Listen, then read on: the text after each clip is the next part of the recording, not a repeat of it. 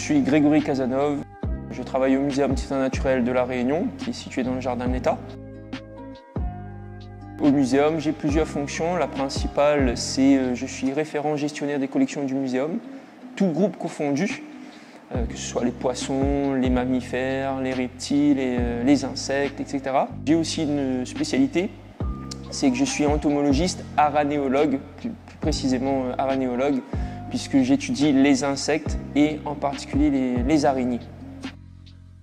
J'ai fait toute ma scolarité à Saint-Paul essentiellement jusqu'au collège. J'ai dû venir sur Saint-Denis au lycée Le Vavasseur, donc ça s'est bien passé. J'ai eu le bac scientifique et après j'ai fait l'université de La Réunion où j'ai tenté le master, à l'époque c'était le master BEST, biologie des écosystèmes tropicaux.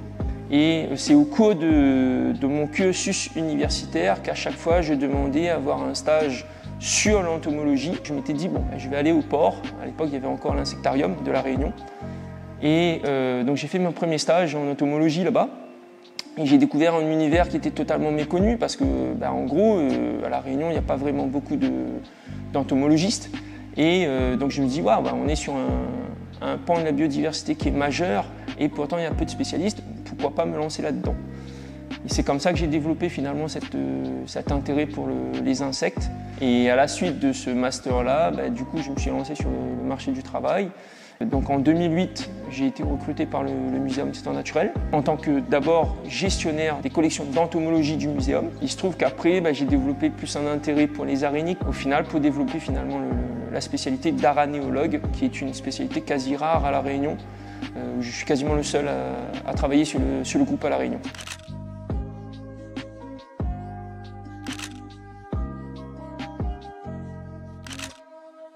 Dans le cadre de ma fonction de gestionnaire référent des collections, je ne travaille pas que sur le site du muséum. Alors certes, il y a des collections comme ici les Lémuriens. Je travaille aussi dans les réserves du muséum qui sont délocalisées à Sainte-Clotilde. Et là, on a un espace de 600 mètres carrés, donc 2 x 300, où là, toutes les collections qui ne sont pas exposées sont stockées, rangées, dans des conditions de conservation les plus optimales possibles.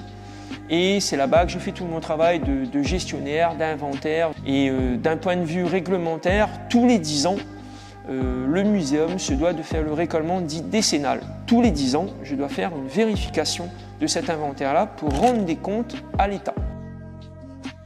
En fait, quand on est référent des collections du muséum, on est en charge. Il n'y a pas que la partie, j'allais dire, ce que les gens peuvent imaginer pour un muséum, c'est que les collections.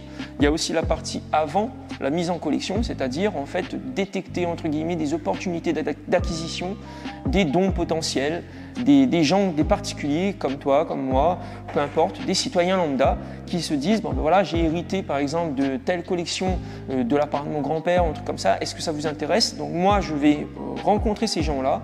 Je vais voir s'il y a un intérêt déjà scientifique, si c'est documenté. Il ne s'agit pas de récupérer des collections pour en faire des collections. Il faut quand même qu'il y ait une valeur scientifique derrière. J'ai découvert un univers qui est totalement fascinant, qui est passionnant. D'ailleurs, ce n'est pas pour rien qu'aujourd'hui, au niveau local, on a tendance à m'appeler Spider-Man pays.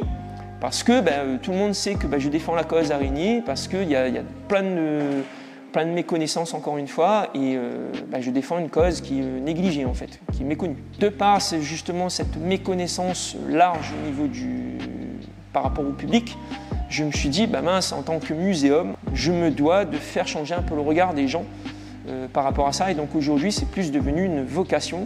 C'est en train de devenir une passion. Alors en fait, en termes de communication, de vulgarisation, sensibilisation, on s'adresse à tout public, en intégrant aussi ceux qui sont dits sensibles, c'est-à-dire les publics porteurs de handicap. Je suis moi-même porteur de handicap, donc j'essaie de faire cet effort d'aller vers ces gens-là.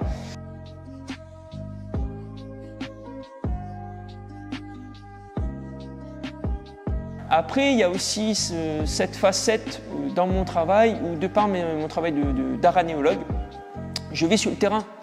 Et quand je fais des missions d'expertise, que ce soit à Mayotte ou dans les îles de l'océan Indien ou quoi que ce soit, je vais sur le terrain et donc là c'est un retour aux sources. Je vais chasser dans dans la nature et j'apprends à découvrir comment la nature se comporte et comment est-ce qu'on peut la protéger, tout simplement. Et des fois, on se rend compte qu'il y a encore des espèces non décrites à découvrir, à renseigner, à informer par rapport au public. Et ça, c'est super intéressant. C'est pour ça que je parlais de vocation tout à l'heure. C'est qu'en fait, on a encore un gros volet de la biodiversité qui est méconnu, qui est inconnu totalement et qu'il faut mettre en avant. Et c'est un peu ça ma vision de dire j'ai cette vocation de partager avec les gens. Et ça me tient à cœur en fait.